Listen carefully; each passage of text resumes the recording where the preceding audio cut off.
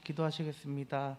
하나님의 하나님 감사합니다. 저희한테 이렇게 귀한 시간을 허락해 주셔서 감사합니다. 정말 저희가 몇 달 동안, 몇 주 동안 성전에 나오지 못한 채 예배를 드렸습니다. 이 시간 이렇게 모여서 예배 드린다는 것이 얼마나 소중한지 다시 한번 깨닫게 되는 시간이 되었고, 정말 주님께서 이제는 저희가 예배를 매주 드릴 수 있도록 항상 함께 해주시고 도와주세요. 나오지 못한 청년들이 많습니다. 어디에 있든지 정말 주님께서 항상 함께 해주시고 모든 예배를 함께 해주시는 우리 사랑이 많으신 예수님의 이름으로 기도합니다. 아멘. 아멘.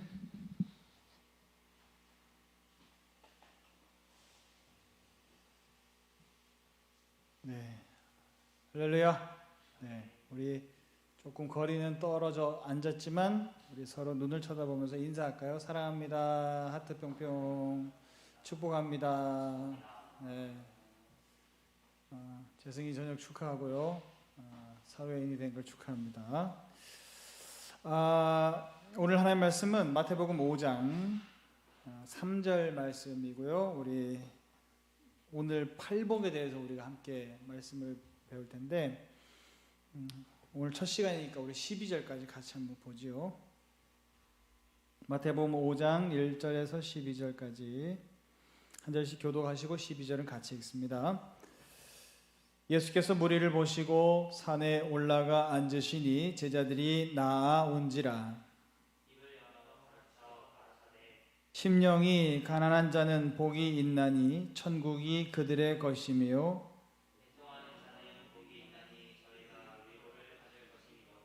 온유한 자는 복이 있나니 그들이 땅을 기업으로 받을 것이며,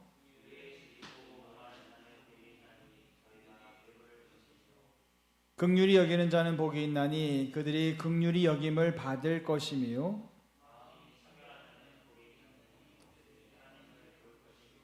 화평하게 하는 자는 복이 있나니 그들이 하나님의 아들이라 일컬음을 받을 것이며,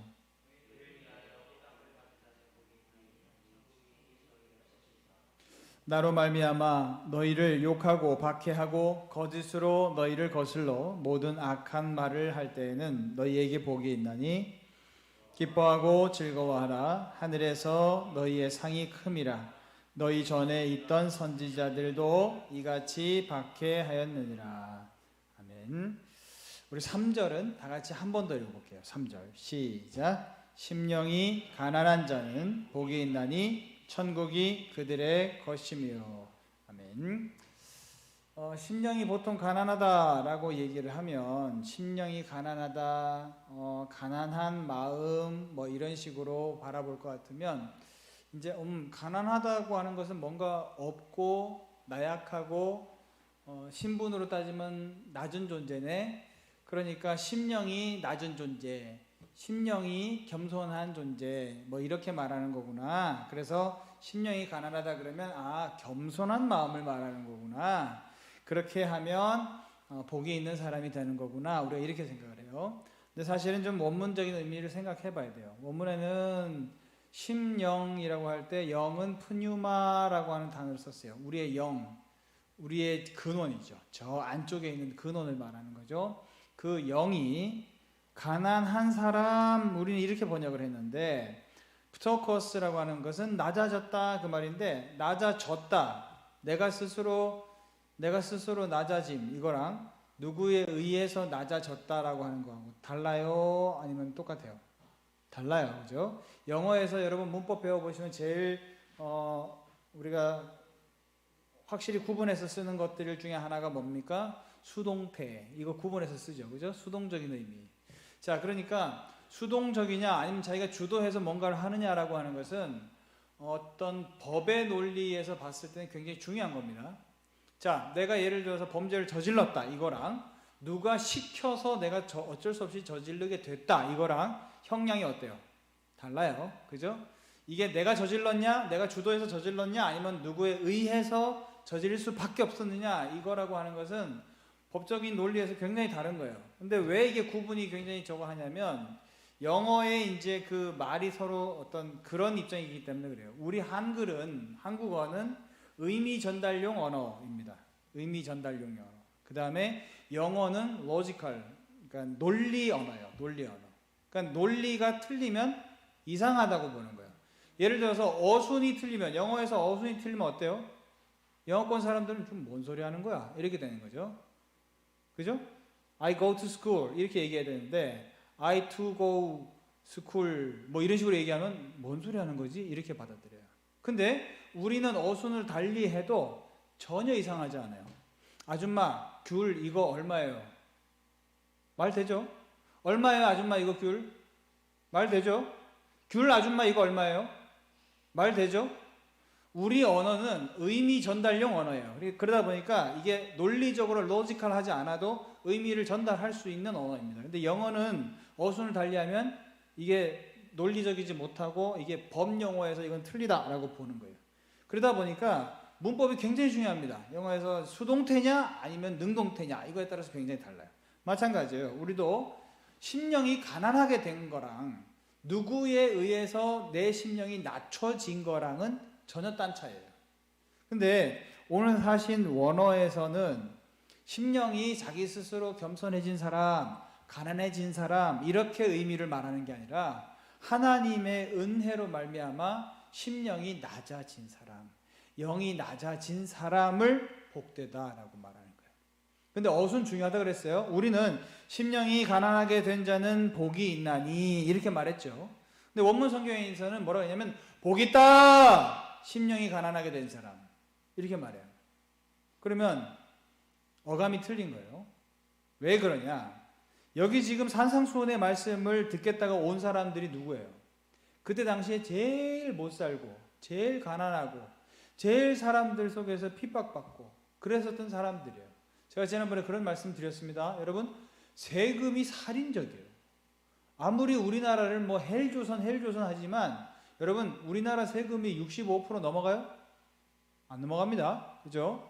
우리 뭐 직장인들 고충을 제가 충분히 이해합니다. 저도 직장생활 해봤기 때문에 월급 딱 타고 나면 뭐 세금이다 뭐다 의료보험이다 뭐다 뭐 다 빠져나가죠. 그죠? 빠져나가고 실제로 나도 이제 카드를 샀으니까 카드 쓴 거 뭐 이런 거 빠져나가고 할부 개월수 빠져나가고 나면 내 손에 쥐는 거 별로 없잖아요. 그러면 야 이게 무슨 나라야 뭐 이렇게 생각할지 모르겠는데 그때 당시에 여러분 공식적으로 내는 세금만 65%가 넘어갑니다. 그러면 65% 넘어가면 세금 내면 45% 갖고 살려면 적어도 내가 예를 들어서 100만 원 번다 지금 돈으로 그러면 70만 원 정도 세금으로 내고 30만 원 갖고 여러분 살겠어요? 못 삽니다. 그것도 30만 원 갖고 그냥 먹고만 산다. 옷 안 사고 먹고만 산다. 그러면 억지로 살죠. 근데 부양 가족이 한 명 더 있다. 쉽지 않습니다. 내가 근데 50만 원 번다. 아이고 쉽지 않습니다. 그죠? 점점 이제 어떤 구조인지 알겠죠? 점점 사람들이 가난해지고 점점 피폐해지는 구조 속에 있는 거예요. 일부 종교 지도자들이나 최고위층에 있는 사람들만 겨우 살아남는 그런 사회 구조 속에서 이 사람들이 살아갈 때에 예수님의 이 산상수훈의 말씀을 듣겠다고 온 사람들은 아주 최하층민 사람들이란 말이에요. 이 사람들은 단 한 번도 자기의 평생에 복 있어 너 복되다야 이런 소리 한 번도 안 들어봤어. 왜? 먹고 살기도 팍팍하고 그러면 적어도 이 사람들은 이제 유대인들이니까 유대인들이 그래도 제일 자부심 느끼는 건 뭐예요? 하나님이시잖아요. 하나님. 그죠? 하나님이 우리를 선택했다 이건데 하나님이 그래도 너 인정해주고 너 하나님께서 너를 복되다 이러면 그거에 만족이라도 좀 얻으면 사람이 좀 힘을 얻어서 살아갈 텐데 종교적으로도 그들은 인정받지 못했어요. 왜? 자기네들이 먹고 사는 게 너무 빠듯하다 보니까 11조 낼 수 있을까 없을까? 못 내요. 그죠? 11조 못 냅니다. 그러면 11조도 못 내지. 하다못해 성전에 어쩌다가 1년에 남자된 유대인 남자들이라는 사람들이 절기 때마다 갔을 때 성전세를 내는 건데 반세겔 내는 건데 그 반세겔 성전세도 못 내는 상황이에요. 그러면 자기는 반세겔 성전세도 하나님 앞에 못 내는 사람이 성전에 갈 엄두가 날까 안 날까? 안 나요. 자기는 정말 하나님 앞에 아무 쓸모없는 인간이라고 생각을 하고 나는 그냥 살아가는 존재야. 나는 그냥 살아가다가 그냥 죽음을 맞이하면 그냥 하나님 죄송해요. 그리고 죽을 인생이야. 라고 생각을 하고 살았단 말이에요. 이 사람들은. 그런데다가 종교적으로 뭐 바리새인들이나 사두개인들이나 이런 사람들이 우리만 홀리하고 거룩하고 길거리 지나가면서 우리는 다 하루에 정해진 시간에 늘 언제나 기도하는데 니네들은 기도 안 한다. 그렇죠. 기도할 시간 없죠. 먹고 살기도 바쁜데. 그러니까 이 사람들은 기도도 못하지. 계속해서 종교적으로도 이 사람들은 저 최하층민으로 가는 거예요. 경제적으로도 최하층민, 종교적으로도 최하층민. 그러니까 단 한 번도 그들의 인생에 나는 그래도 살만한 가치 있는 인생이야. 난 그래도 하나님이 소중하게 여기는 인간이야. 난 그래도 적어도 하나님 앞에서는 복된 인생이야. 이 소리를 한 번도 못 들어본 사람이에요. 그런데 소문을 듣자 하니 예수님이라고 하는 랍비가 계신데 그분이 하나님의 어떤 보내심을 받아서 온 자라더라. 근데 굉장한 기적을 일으키고 하나님이 그분에게 권세를 주셔가지고 막 명하면 병이 낫는다더라. 우와, 정말 하나님의 사람인가 보다. 이렇게 사람들이 잔뜩 이제 기대를 했죠. 그분이 오셔서 말씀을 전한다는 거예요. 왔어요. 근데 주님이 그분들에게 뭐라 그러냐? 복 있다 너! 라고 얘기하는 거예요. 여러분, 이게 그 상황에서 얼마나 이게 센세이션했을까요? 적어도 예수님 하면 하나님이 보내신 사람들이라고 다 인정했고 그분이 하는 말씀이면 그래도 뻥 아니고 공신력 있는 말씀이다라고 생각을 했는데 그분이 자기네들은 정말로 피폐하고 절망 속에서 찾아온 하나님의 말씀을 겨우 그냥 귀동냥으로 저기 숨어서 좀 들어야지 하는 심정으로 왔는데 그 온 사람들에게 예수님께서 가슴 쫙 피시더니 복 있다 너 라고 그러신다는 거예요. 그리고 난 다음에 예수님 뭐라 하면 하나님의 은총으로 말미암아 심령이 낮아진 너희가 복 있다라고 하는 거예요. 자기가 지금까지 하나님 앞에 몸둘 바를 모르겠어가지고 내가 성전에 나갈 수도 없습니다. 하나님, 내가 성전세도 못 내는 인생이 무슨 하나님 앞에 잘났다고 내가 말할 수 있겠습니까? 그렇게 생각하면서 절망 속에서 살았었던 사람인데 그게 하나님이 그렇게 하셨다는 거예요. 자기한테. 그러면서 하나님이 어떻게 하셨냐? 일부러 네 심령을 낮추시려고 하나님께서 그렇게 하신 거야 라고 예수님이 말씀하시는 거예요. 그러면서 뭐라 그래요? 그렇게 된 네가 복 있어. 천국이 네 거야 라고 얘기하는 거예요. 할렐루야. 복의 개념이 완전히 달라지죠. 지금까지는 자기는 복이 뭐냐, 적어도 좀 경제활동을 잘 해서 벌어 먹고는 살고 부양하고 있는 가족들은 좀 살리고 그 다음에 고르반이라고 하는 종교적인 헌금, 하나님 앞에 내야 되는 11조, 그 다음에 그 11조 중에서도 또 부모님한테도 종교적으로 냈어야 되는 11조. 왜냐하면 부모님이 나 키우느라고 애쓰셨잖아요. 11조 정도는 바쳐야지, 생활비로. 그런데 그 종교적으로 못 내는 11조도 못 내고 부모님한테도 못 내는 11조. 그런데 종교 지도자들은 더 악랄한 것이 이거 고르반입니다, 하나님께 바쳐짐이 되었습니다 라고 얘기하면 부모님한테 내는 11조는 안 내도 된다, 이런 식으로 해석을 했어요. 얼마나 악랄한 거예요. 그런데 주님이 보시기에 그거는 하나님의 은총을 전혀 못 받은 심령이고 자기의 심령이 높아질 대로 높아졌다라고 생각하는 거예요. 그런데 반대급부에 있는 이들은 하나님께서 완전히 낮추셔서 오히려 하나님, 저는 하나님 앞에 갈 자격도 못 되는 존재입니다, 성전 찾아갈 수도 없는 존재입니다, 이렇게 생각하는 것이 오히려 겸손하게 되어져서 이것이 오히려 하나님을 받아들일 수 있는 사람이 되어지고 하나님의 말씀을 받아들여지고 그런 사람들이 바로 천국이 소유할 수 있는 사람이다 라고 얘기하는 거예요. 자, 여러분 보세요. 이게 얼마나 큰 차이냐면 복의 개념이 완전히 바뀐 겁니다.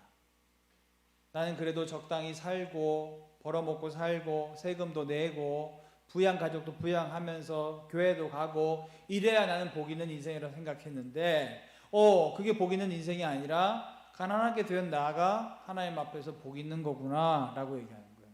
그리고 실제로 공신력 있는 그 예수님께서 선언을 해주셨어. 아예 복 있다, 너 복 있어, 넌 천국의 사람이야 라고 얘기해 주셨어요. 얼마나 그들에게 가슴 벅찬 일이었을까요? 여러분, 똑같습니다. 우리에게 복의 개념이 뭐예요? 여러분, 복의 개념 뭐예요? 직장 생활 해야지 복이 있는 거죠? 그죠? 복 있는 거고, 그 다음에 연봉 한 기본 초급 3,000원 받고 시작해야 되죠? 그죠? 그래야 좀 연봉이 좀 올라가면서 이렇게 나도 사회적으로 이렇게 진출하고 그렇게 하는 거지. 3천 정도는 시작을 해야지. 뭐 이런 거. 자, 그 다음에 또 이제 자동차 할부금 내면서 좀 뭐 적어도 소나타 정도는 굴려줘야죠. 그죠? 그 다음에 몸짱 시대에 뭐 근육하고 쭉쭉빵빵한 남녀친구는 아니더라도 그래도 좀 비주얼 괜찮은 남자친구, 여자친구 그 정도는 좀 있어야 되잖아요. 그리고 부모님이 유산이 좀 있으셔서 유산도 좀 물려주시고 그렇게 해서 종잣돈 같은 거 정도는 역할을 해주셔서 그거 가지고 내가 이렇게 재테크라도 좀 할 수 있고 그런 부모님이 계셔야 좀 평범한 거고 복된 거잖아요. 안 그래요? 지금 우리가 쫓아가고 있는 것이 그러한 조건들을 향해서 쫓아가고 있는 거 아닌가요?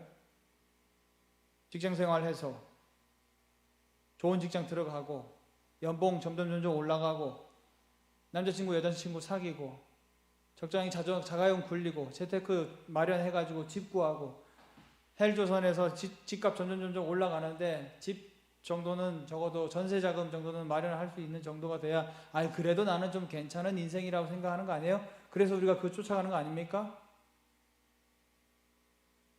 그 복 개념을 가지고 있는 우리에게 주님이 말씀하시는 거예요. 그거 복 아니야. 너 착각이야. 그거 복 아니야. 라고 얘기하는 거예요. 여러분 먼저 살아본 사람이 경험을 했다고 해서 그걸 가지고 꼰대처럼 말할 수는 없는데 제가 오늘은 좀 꼰대처럼 말씀드릴게요. 내가 여러분들보다 먼저 살았으니까. 살아보니까 부모님한테 유산 물려받고 종잣돈 마련해서 그거 가지고 재테크하고 연봉 받고 직장생활하고 비주얼 괜찮은 남자 여자친구 사귀어보고 그렇게 한 사람들이 복이 있냐? 내가 보니까 복되지 않아요. 미안한 얘기지만 우리 친척 중에 그런 집이 있어요. 부모님한테 유산도 어느 정도 물려받았고 결혼을 했는데 시집이 너무너무 잘 살아. 그래서 시집이 처음부터 집 해줬어. 그래서 뭐 신혼생활을 하는데 전혀 어렵지 않았어요. 남편도 자기 아버지가 시아버지가 하던 사업 물려받아가지고 그냥 적당히 하면서 사업 굴려가고 그러니까 돈도 잘 벌었어요. 그런데 최근에 부도 내고 거기서 문제 터지고 그렇게 하니까 어떻게 하느냐? 해외로 날랐어. 여러분 그게 복된 거예요? 아니 적어도 부도를 냈다라고 하는 것은 부도 난 사람 심령은 또 오죽하겠어요. 내가 이해를 못하는 건 아닌데 냉정하게 얘기해서 부도 냈다. 누구 책임이에요? 부도 낸 사람 책임이잖아. 그럼 부도 내면 나만 그냥 못 살고 끝나요? 아니죠. 사업하는 사람들끼리 서로 다 돈관계가 이해관계가 얽혀 있는 건데 내가 부도 내버리면 그 돈 이 사람들 다 못 받는 거 아니에요. 다시 말하면 내가 손에 끼친 거 아니에요. 이 사람들한테. 아니 그게 복된 겁니까? 그리고 난 다음에 나는 몰라요. 그러고 난 다음에 나중에 시간 지나고 난 다음에 개인 회생 부활제도 해가지고 자기는 다시 살고 여러분 그게 괜찮은 겁니까? 여러분 그거는 제가 보기엔 전혀 복되잖아요. 근데 자기는 보니까 그렇게 살려고 애를 쓰더라고. 자기가 부도 내놓고는 그거 메꾸려고 애쓰지 않고 그냥 부도 내버려. 어쩔 수 없어. 이런 식으로 살아버리고 그리고 난 다음에 시간 지나고 나니까 개인 회생 부활제도 해가지고 자기는 또 나중에 살더라고. 여러분 그게 무슨 복이에요 그게. 그러면서 집 유지하고 적당히 아이들한테 부양 가족들한테 경제력 있게 활동하고 여러분 그게 무슨 복입니까? 내가 살아보니까 하나도 복되질 않아. 그거는 오히려 세상을 망해가게 만드는데 일조하고 있는 사람이에요. 여러분 전혀 그 복 아닙니다. 여러분 그걸 추구하는 거는 복된 인생이 아니에요.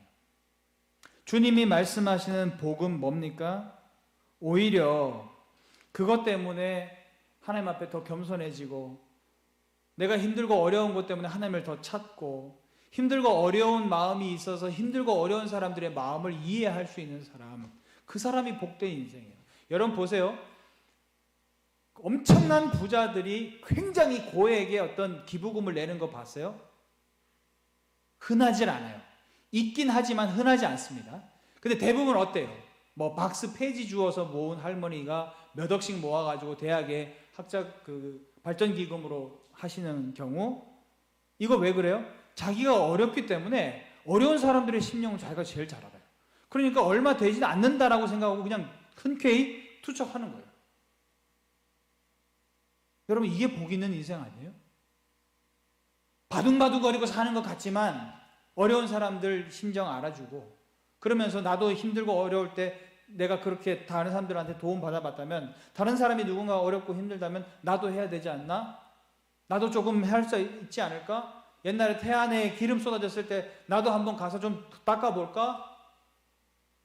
나라에 우리 큰 빌딩에 불 났을 때, 이번에 저기 어디야? 울산인가요? 불 났었을 때도 사람들이 전부 다 문 두들기고 불 났어요 나오세요 그러고, 자기만 도망가면 되지.